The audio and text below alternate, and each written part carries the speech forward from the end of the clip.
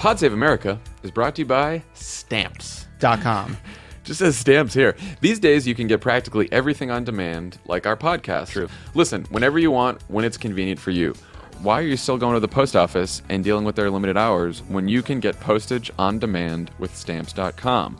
Anything you can do at the post office, you can now do right from your desk or your home in Chappaqua with Stamps.com. You can't people watch, which is something that you can do online at the post office. You can't do that at home. That's true. But it's okay, good put that in the con column. Buy and print official U.S. postage for any letter or package using your own computer and printer. And unlike the post office, Stamps.com never closes.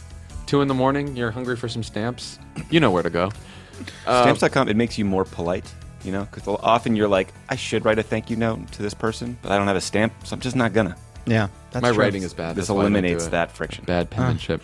I'm trying to be better. Ever since I've stopped being a writer, I am more responsive, but I have some mistakes I need to make up for in time. Like some wedding gifts I should send via Stamps.com to people that have like 3 kids now. Congrats on your wedding and 3 kids. We were That wedding in 07 was great. We haven't started our thank you notes yet, and it's coming, everyone. You haven't done your thank you notes No, we yet? haven't. It's You know what? That makes me me feel better. That makes me feel better. Emily's job. Whoa. Just kidding. Whoa. Just kidding. Leave that in. I have been informed that I am writing all of the ones to my side. Right now, use our code CROOKED for the special offer. A 4-week trial, which includes postage and a digital scale. Don't wait. A digital scale. It's for measuring, for weighing little items. I know what it is. Go to Stamps.com before you do anything else. Click on the radio microphone at the top of the homepage and type in CROOKED. That's Stamps.com. Enter code CROOKED. Stamps.com. Never go to the post office again.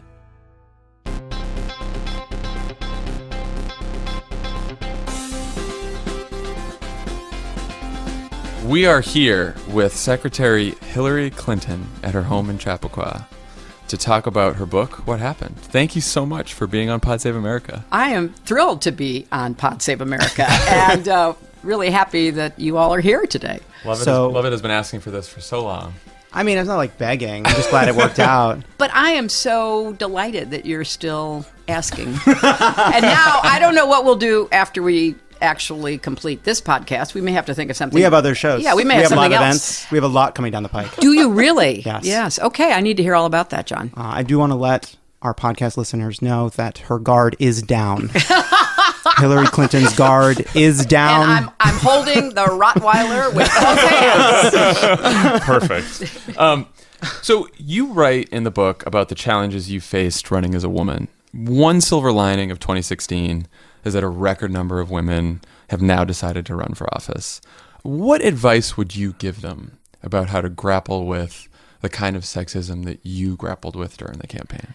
I'm so glad you started with that, John, because I wrote this book to explain what I think happened, but also to raise issues that I think we have to deal with so that they won't have the same impact on the next election and the one after that. And I write a whole chapter called On Being a Woman in Politics because I was really quite taken aback at the attitude and the behavior of my general election opponent, because he made no bones about it, literally.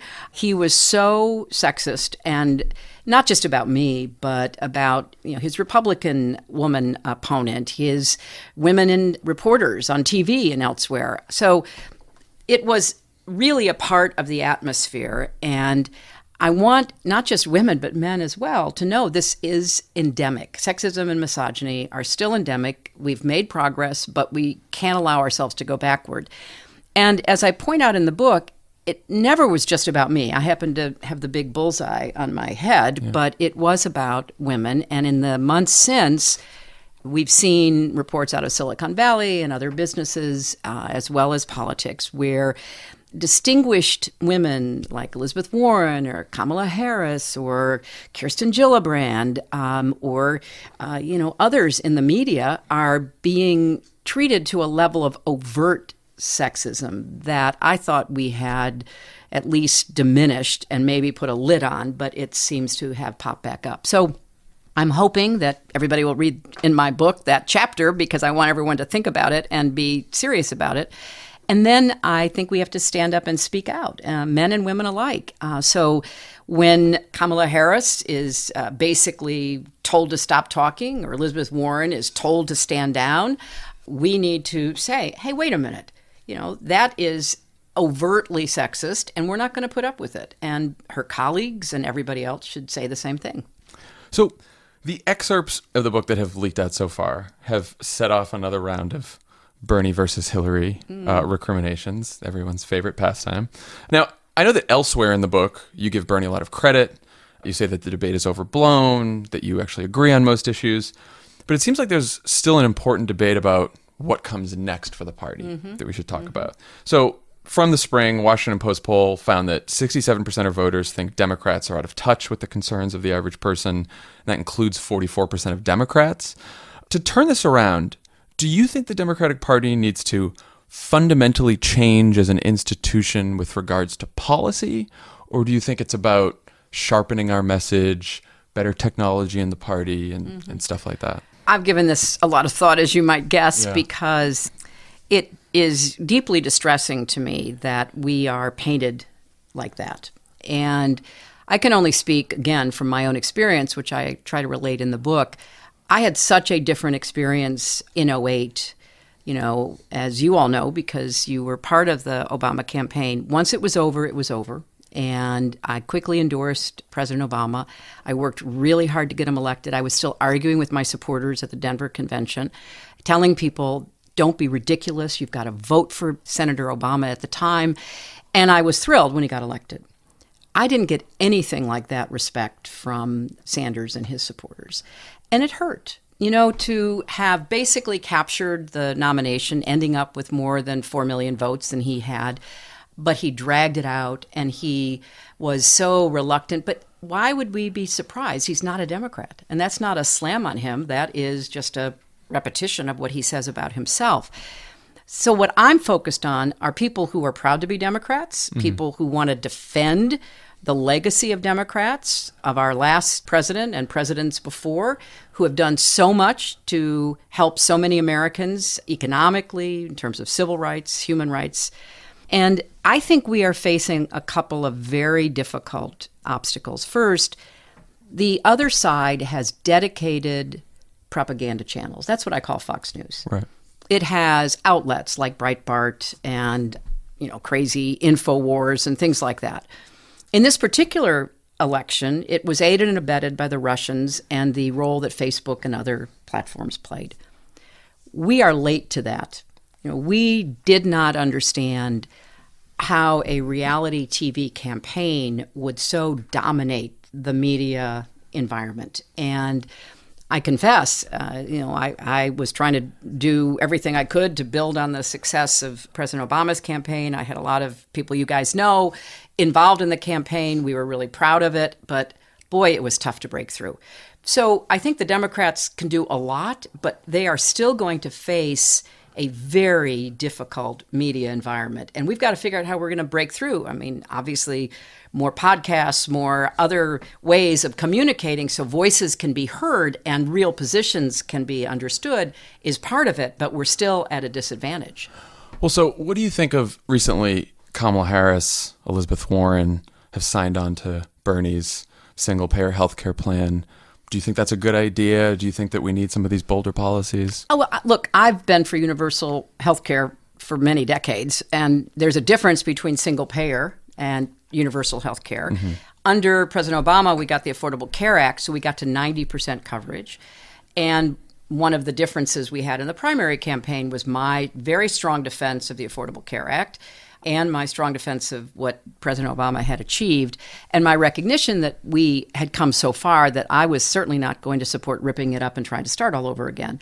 But in terms of a political statement to say we've got to get to universal health care and maybe we should consider, some kind of single payer besides Medicare, which is single payer, and Medicaid, which is largely single payer, we need to be looking hard at this. But I think that the more likely outcome, after we try to raise the attention of the electorate on what we could achieve, is the continuing struggle to expand health care. I said we need a public option. I was very clear about that. So I don't have any criticism whatsoever in staking a big claim on where we need to end up. But I also say, look, let's be realistic about how we're going to get to where we need to be. So there was an internal debate within your campaign towards the end about whether to attack Trump as divisive and offensive, or whether to emphasize your economic message in order to win back some of these working class voters, and your husband reportedly advocated for that. It seems like Democrats are going to face this issue again and again. And we're going to face it with Trump, we may face it with others. What should they do? Obviously, you have to do both, but a campaign's about choosing resources, ads, messages. How do you face that? Well, we were trying to do both. We never stopped on the economic agenda, and there's been lots of analysis since the election. I talked more about jobs than anybody else. We put forth a really detailed set of ideas about what would work. We did not get the kind of coverage that we needed. I went back and looked. I say this in the book. In the 2008 general election campaign, there were 200 minutes devoted to policy. By 2012, it was down to about 114 minutes. By 2016, it was 32 minutes. And so all of the work and effort that I did in this campaign and that I saw others do, because when you run for president, you should tell people what you're going to do. That seems like a pretty straightforward idea. Just not competitive with the reality TV show going on the other side. And we tried so many different ways to break through that. And we did, of course, advertise what we saw as the threats that Trump posed to the country. Mm-hmm. Because, frankly, we thought, and I still believe, he's a clear and present danger to America. And I would have been less than responsible if I didn't talk about that. But we tried to do both. We tried to make the case for both. And I'd be the first to tell you, it was difficult to break through. I want to turn to realism, which is something you talked about now and you talked about in the book. I feel like the book is a sort of nuanced look at how these issues play out and basically what caused this loss, as well as the realization that you should not be in the same room with James Comey anytime soon, just for his sake, mostly. He's pretty tall, though. I think you'd take him. Honestly, I think you'd have the passion. But so I wanted to talk about realism because Jon brought up single payer. You said in the book, Bernie in the race meant you had less space and credibility to run a feisty progressive campaign that won in 2008 in Pennsylvania in Ohio. And I didn't fully understand that because I don't understand why Bernie's presence prevents you from running that kind of a campaign. Well, what I mean by that is, because we certainly were trying to run that kind of a campaign, is that his claims, which he could not defend, really not even explain when pressed, filled up a lot of space. When I was running against President Obama in 2008, we had differences, but they were, this is my bias, they were honest differences that we presented and we defended.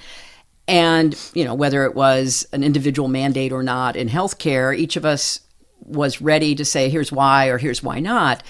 That was not possible in this primary campaign. And, I point out that every time we made a claim on what we were going to do, he would just say, okay, I'm going to do more of it. And so the argument was never adequately joined. And I spent a lot of time, basically defending President Obama in a Democratic primary. Right. I couldn't believe it. Every speech started with, I don't think President Obama gets the credit he deserves for saving the economy, saving the auto industry, getting us on the road to universal health care. And, I was running against somebody who publicly advocated President Obama being primaried, right? So it was difficult to have what I consider to be a fair-minded debate about, okay, we have had a successful two-term president. Where do we go from here? With somebody who wasn't a Democrat, who criticized both President Obama and me. And it was much more challenging to have a kind of straightforward argument about, okay, healthcare. What are we going to do about healthcare? Because he would say, we're going to do, single payer. And I'd say, well, how are you going to do it? And then, well, he wouldn't know. But the claim and the, laying down of the gauntlet on that made it harder. But one of the points you make in the sort of lessons from all of this is that he has a point about the importance of universal programs, that arguing for a big universal college or healthcare or what have you makes a lot of sense to people. First of all, it's clear and easy for people to understand. And also it avoids the kind of stigma that you have on things that are more directed, right? The problem that happened with the expansion of Medicaid, for example, under Obamacare. So it seems like in a lot of ways, yes, in the moment in a campaign, some of these big promises are more about vision, but in practice, you do see the merits of having done that, right? Because it seems like that's one of your recommendations for the party moving forward. Well, it's what I do recommend that we try to figure out, but if you're going to do it, you got to be able to answer all of the questions that are going to be raised. And what was odd to me about this election, many things were odd about it, but one of the things that was odd about it is we came forward with very specific proposals about moving toward universality, right? And I believe that to this day about how we can get from where we are. But I always believed, it turned out wrongly, John, that there would be a moment of reckoning because I'd always seen it in a general election. I always saw that at some point, whether it was in a tough interview or in a debate, somebody would say, okay, you've advocated for this. How are you going to pay for it? How are you actually going to structure it? That's what I was waiting for. It never came this time. It never came. So yes, maybe I was a little more inclined in the primary, since I won by 4 million votes, to say, okay, look, we're going to get there, but we're going to do it in a very, careful, thoughtful way. Because I really believed a lot of the Trump rhetoric was going to be, finally punctured, and that I would be on a debate stage and somebody would say, well, you talk about this wall. What are you talking about? Where is the money going to come from? Or it never happened. He was never held accountable. So a lot of my preparation for those moments, because I did think that in many ways the election would come down to the debates, they often do, it didn't happen. So one of the other arguments you make for this kind of a policy shop, and I know these policy people, I work with them. Yes. Jake Sullivan is one of the smartest human beings you can meet in your life. You talked about how these things had footnotes and they were sort of ready to hit the ground running. And, right. And you said one of the problems is it wasn't just about the merits of these policies, but it was about the optics of it. Right. But at the same time, you recognize the need for a more expansive vision for Democrats. I mean, one argument against this on the merits is in a campaign, you set a big goal. It may be unachievable, but you can compromise when you're governing. I mean, you make the comparison, say, to welfare in the 90s and how President Clinton in the 90s held off on signing on several versions of a bill until he felt as though it reached enough compromise. And that's a pragmatism of governing. But isn't there a distinction between the pragmatism of governing and the vision and sort of Overton window you open during the campaign? I think that's a very fair assessment, but remember, I was following a two-term Democratic president, and I was really aware of how important it was to embrace that legacy and defend it, because on the merits, I thought it was really important.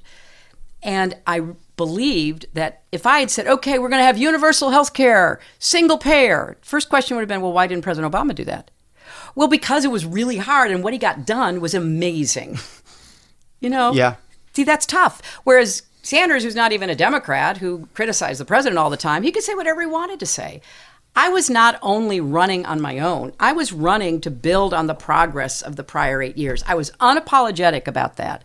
But I also knew the headwinds against somebody trying to run to succeed a two-term president of their own party were pretty intense. I mean, Americans get bored, they get tired, they want a change. They think somebody else can do something better, even though they liked Bill Clinton and they liked Barack Obama, but they wanted a change. So I was trying to be as honest as I could about, yes, we're going to build on the Affordable Care Act. We're going to finish the last 10% of people who are not insured. We're going to be able to do it because here are the fixes that will make it work. And yeah, it put me in a bit of a straitjacket, but it was what I thought was called for, given the fact that, I wasn't going to be spouting stuff that then would be immediately contradicted because, well, why wasn't it done before? Immigration's another example, right? I mean, DACA was a great accomplishment. I'm for immigration reform. Sanders voted against it in 2007. And so I'm trying to say, we're going to protect what we have, but we're going to try to go further. Now, that is not as exciting as saying, throw them all out or whatever the alternative is. It was constant calibration, and it was a tough line to walk. So one of the other debates, one of the other arguments you had during the campaign was over money and politics, and it's one of the things that Bernie levels against the Democratic Party writ large, and I think it's important for moving forward. You say correctly, Bernie couldn't in that debate point to a single instance in which you changed your mind because of donations. But you also said that you wanted to end the stranglehold that the wealthy have on our government, and in the book you talk about the danger of courting donors.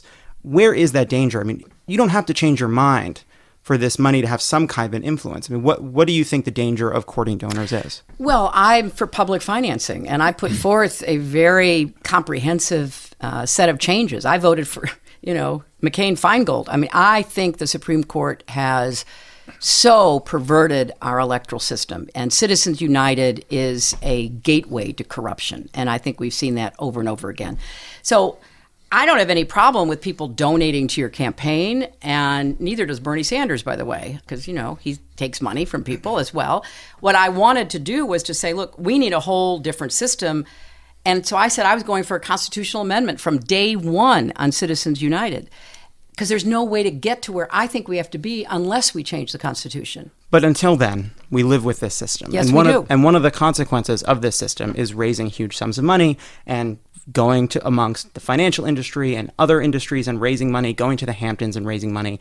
And for people who aren't proud to be Democrats, who maybe could be Democrats, it looks terrible. And what they see is access and influence. And it's hard to argue that they're wrong. I mean, isn't there a price we pay for a system in which Democrats, who are supposed to advocate for working people, spend a great deal of their time with rich people who have a fundamentally vested interest in the status quo? You know what's so interesting? I don't see it that way. I understand the argument, but anybody who donates to a Democratic candidate who is on the record, as I have been for decades, about what I wanted to do on everything from raising taxes on them to closing loopholes and speaking out when I was a senator from New York, they, in effect, are putting aside their own financial interest to a certain extent because they are donating to somebody, whether it was me or President Obama, who in '08 got more money from Wall Street than any Democrat had ever gotten, and yet imposed the toughest regulations that had been imposed since the Great Depression.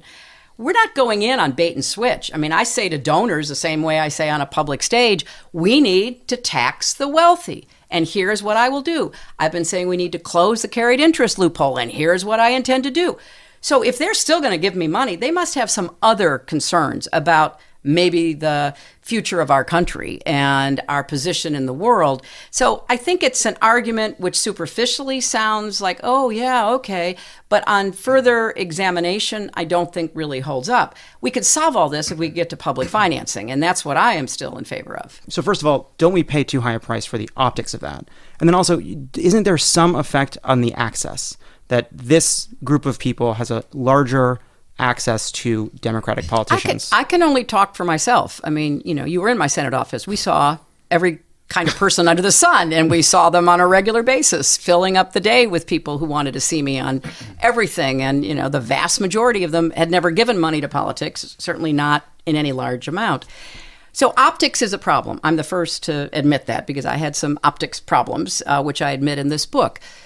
But here's what we're up against, and it's a devil's dilemma. We're up against a very strong Republican Party with allies who are taking advantage of every open door the Supreme Court has given them. When you have people like the Koch brothers now on record saying they're going to spend $400 million in 2018, the Mercers, they are funding media, they are funding super PACs, and they are doing stuff that we have no idea because there's no disclosure on what they do. So I'm in the camp which says, be transparent. Here's where I stand. Here's what I will do. If you guys, still want to give me money when I say I'm going to go after that loophole, you just know I'm going after that loophole. Because otherwise, the money advantage is so demonstrably on the other side and aided by the media advantage. I mean, the new threat that's coming from Sinclair Broadcasting, 72% plus of the homes in America being given a steady diet of right-wing Republican politics. Fox doesn't even pretend anymore. They don't even cover stuff that is not going to promote the Trump agenda. So you've got billions and billions of dollars coming at you from the other direction. And literally, you're trying to keep your head above water. And it's not easy. And we raised a lot of money, most of it from people giving me less than $100. But did I go to fundraisers? Yes, I did. And did I say the same thing as I always say? Yes, I did. And would I, if I'd been, able to, withstand the perfect storm that hit me at the end, be in office trying to do that, fighting the Republicans every single day and trying to rein in the disproportionate influence they have because of Citizens United, because of media monopolization? I really would be taking all of that on. And I fear it's only going to get worse. And the money that is going to be coming from the right and the money we know that the Russians put in, which I think is just the very tip of that huge Russian iceberg, we are really at a disadvantage. So optics, maybe. Reality, something entirely different as I analyze it. Inside the Russian iceberg are smaller Russian icebergs. Yes. And an even smaller one. I'm done now.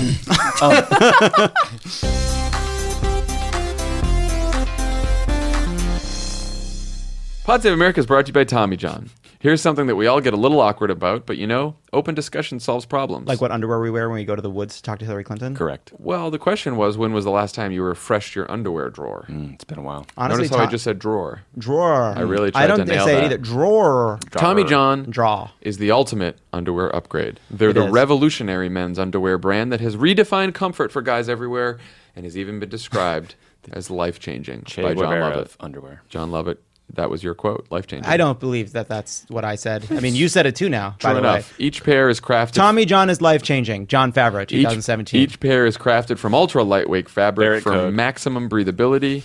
The legs never ride up. The waistband never rolls down. I have to say, that is true. I'm wearing Tommy John right now. I have upgraded my underwear drawer because Tommy John has mailed me so much underwear, and it is terrific. It's top notch. Undershirts that never come untucked. Socks that will never fall down. Guaranteed. All Tommy John underwear is backed by the best pair you'll ever wear or its free guarantee. Tommy John, no adjustment needed. Hurry to TommyJohn.com/crooked to experience life-changing comfort. Life-changing comfort. Get 20% off your first order. Off. That's TommyJohn.com/crooked for 20% off. TommyJohn.com/crooked for 20% crooked. Love it is annoying. Pod Save America is brought to you by the Cash App. The Cash App. I don't even know how to convince you people. I mean, if you haven't done it by now, like, listen, you have your phone in your hand. You guys didn't hear it, but we just convinced Hillary Clinton for like 15 minutes to download the Cash That App. was was most half of the the interview. conversation. That was left on the cutting room floor. That was a little bit of showing your... Bill showing Clinton came in. He's using the other app. We're screaming at him. It was a whole thing. like- That did not happen, guys. That didn't happen. The Cash App. You download it. You put in the code PODSAVE. That's $5 to you. $5 for Hurricane Harvey relief efforts. And you could also get a debit card now. Where you can laser etch stuff into it. Yeah. And make it your own. You Maybe- use all the money you've got in the Cash App from all the people paying you back because you're such a good person. You're always the one, I'll take it. You pay me back, or I'll pay you back. You're very responsible, but also maybe a bit miserly because you're keeping track of all this stuff. The point is, it's quick, it's easy, it's painless. And that's It's what painless. exchanging money should be. We use it. Hillary uses it. Bill pledged to use it. Cash App. Cash App. You mentioned this huge structural advantage of the right-wing press. Right. There were also challenges in the mainstream media. Donald Trump's empty podium received coverage. Policy wasn't coverage. But it's not the first election where stupid things became the focus, right? We had Obama's flag pin. We had his birth certificate, for example. How do we adapt? What should candidates do with this onslaught of right-wing news outlets, but also this sort of inexorable path towards frivolity in the coverage of our politics and covering like a game? Tommy, thanks for asking that, because I'll tell you, I worry about this all the time. And I'm hardly the person to ask. You guys are much more probably adept at understanding what we need to do. What we're doing right now is at least one way. We've got other outlets. We've got other ways of communicating with people. We have to make sure that the playing field is level. I mean, what we're finding out about Facebook, the largest site for news in the world, means we got to figure out how that won't work to our disadvantage. I think, look, in this election, there's always ups and downs. I mean, I know that very well. But this was kind of unique because I was running what I hope to be an effective presidential campaign based on all the lessons that, we learned from President Obama, both in 2008 and 2012. We knew there were headwinds. I mean, in October of 2012, President Obama was in political trouble, right? Because of everything that was going on, which wasn't fair. It wasn't, reflective of him as our president. So these are going to be close because of the hyper-partisanship that we've got in the country right now.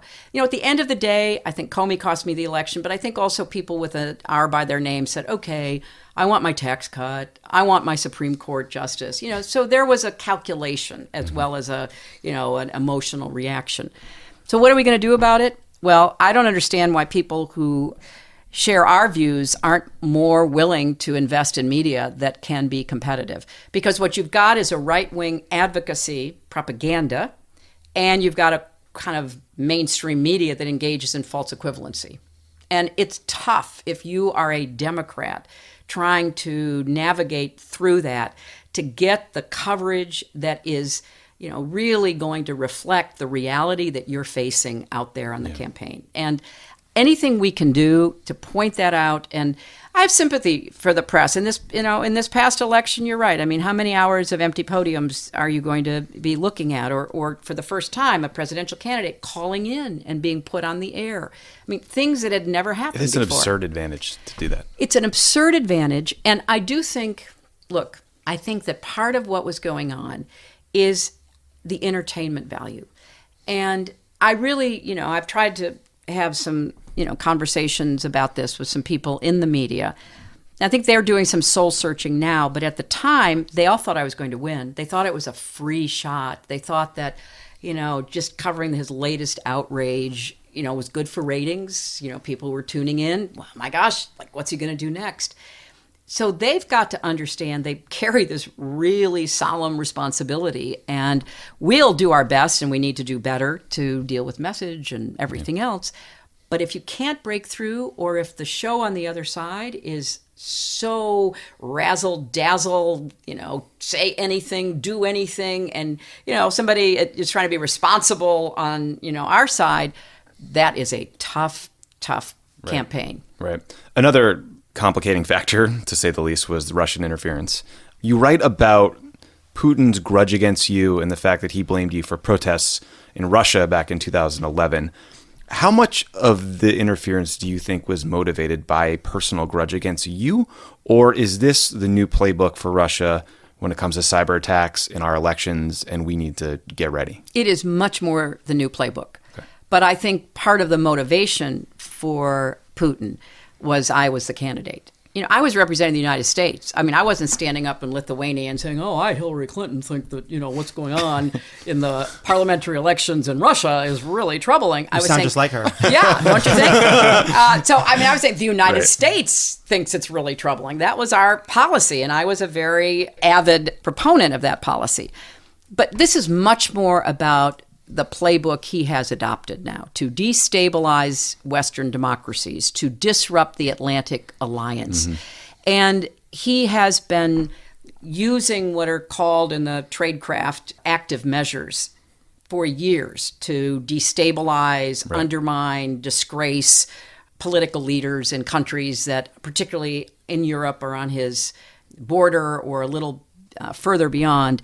So this is what he thinks. And there's a very telling piece that I reference in the book by a Russian general saying, look, we used to have conventional weapons and nuclear weapons, but now we're going to have the world's best cyber weapons. Right. And just recently, Putin told a group of Russian school students, the future will belong to those who master artificial intelligence. Right. So look, in the 19th century and before, we fought wars on, land and sea. Then in the 20th, we added air. And now I have no doubt that the principal zone of conflict is cyber between large developed countries like, the United States, Russia, and others. What I want people to recognize is he got away with it this time because it was hard to imagine. When we knew that Russians had hacked into the DNC and then through their cutout to WikiLeaks, was dumping this stuff. We tried to tell people, and they were kind of like, oh, yeah, maybe. Okay, what difference does it make? And they didn't really understand either the criminal or political significance. Right. You fast forward, and you've got in August of 2016, early August, late July, you've got Trump saying, go hack our emails, which is an amazing thing for somebody running to be president of the United States to say. And then you've got Roger Stone saying, it's going to be time for Podesta, next.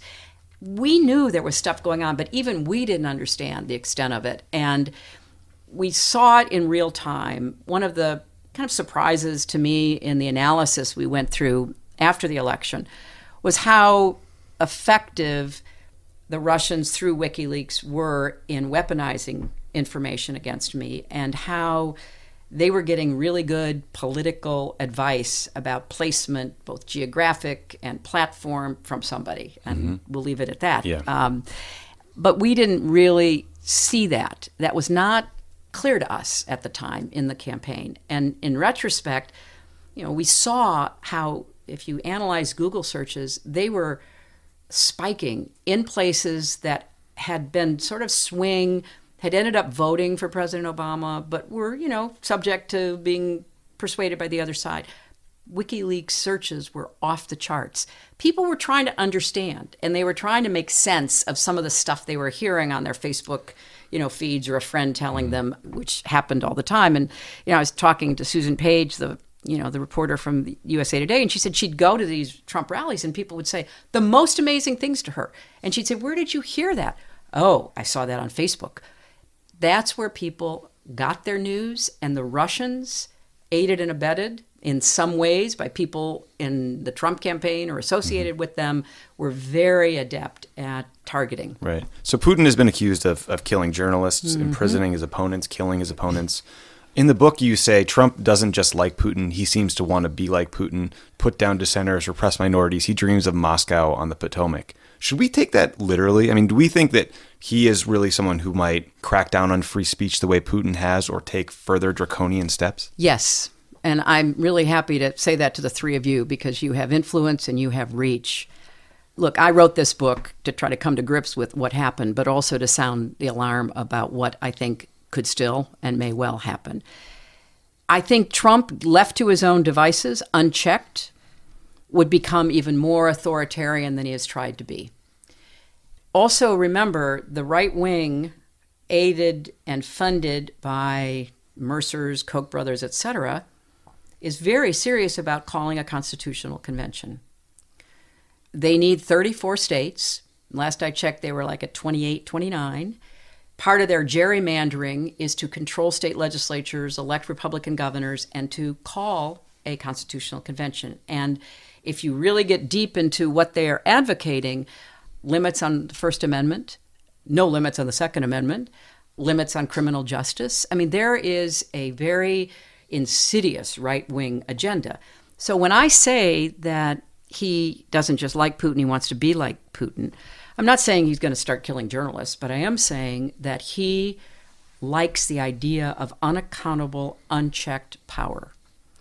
And we've never had to face that in a serious way in our country. I mean, we've elected people we could agree or disagree with, but even in the pit of the Great Depression, when Roosevelt went too far on packing the court, his hands were slapped, he was pulled back. But what you see Trump doing is nominating people for the court who are totally in sync with this right-wing agenda. U.S. attorneys absolutely ready to carry out his bidding. It's a very clear agenda that is hard for Americans to really kind of wrap our heads around, because we've never had to deal with anything like this before. But I am trying to, in this book and in interviews like this, to say, hey guys, this is serious stuff. We got to pay attention to it, because the one thing we can do to rein it in, besides fulminating online or, speaking or writing books, is to do everything possible to take back the House in 2018 and hold the line in the Senate. There is no more important mission. And we are terrible at turning out in midterm elections. I mean, I saw it when Bill was president. I saw it when Barack was president. I mean, you get these young, dynamic Democrats. They do all this stuff, and then they get hammered the next time because our people go, oh, thank you very much, right, and don't show up again. So in 2018, if we don't show up, and I won 24 congressional districts with a Republican Congress member, so we can start from there, and we can try to figure out, let's field the best candidates. That's why I've got this new group called Onward Together, because I want to support these grassroots groups. I want to fund them. I want to fund candidates. I'm going to do everything I can with the most intense focus on 2018 that I possibly can bring to bear. So wrapping up, but this is a striking book, and you make an argument. You really sort of try to understand as best you can what happened, and you discover a lot of complex causes, places where you take responsibility, also places where not to make excuses, but you look for the causes outside of yourself, and fair enough. A portal opens. It's right before your announcement speech. You have a minute with Hillary to tell her something. What do you got?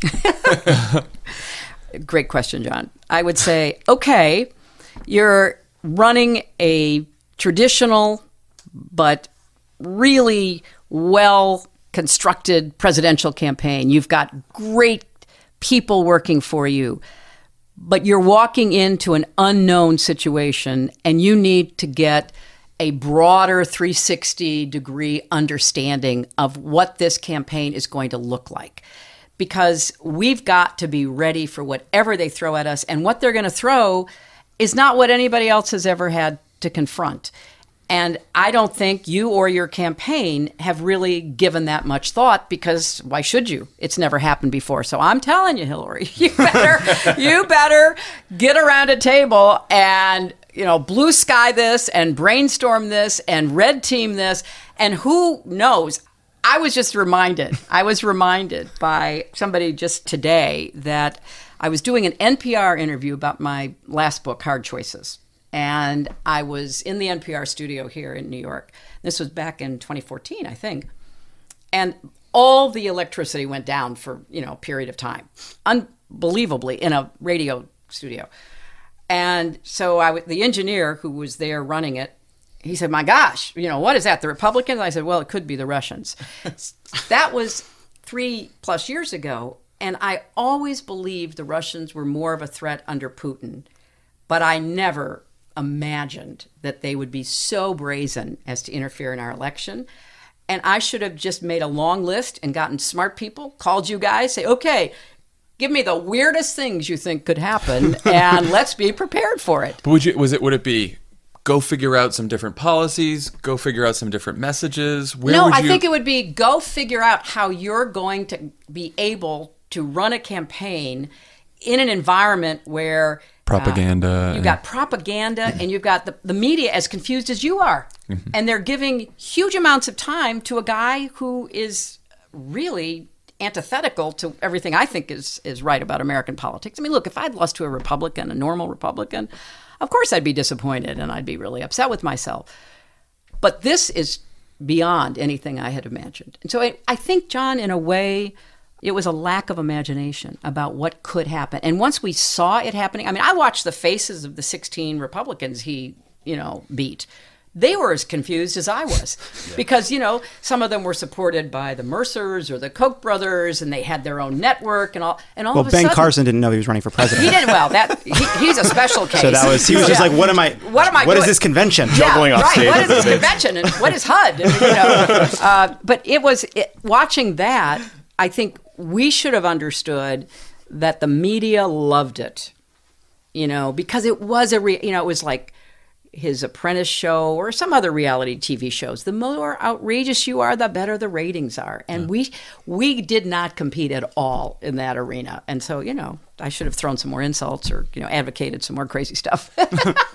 Secretary Clinton, thank you so much for sitting down with us. Thank you. Appreciate the time. I love seeing you all, and I'm so proud of everything I hear about how well you're doing. It's really exciting. It's great. We got to get you to a live show. We're going to work on that next. He just keeps asking. Always be pitching. Ask us out again. Why not? God, if you Yeah. sat down for an interview with us. I know, but I've been a journalist for about 6 months, and it's very easy, and this is what you do. Well, I'm glad to hear that, John. I want to know all the inside stories. Thank you so much. Thank you. Thanks, guys. Thank you.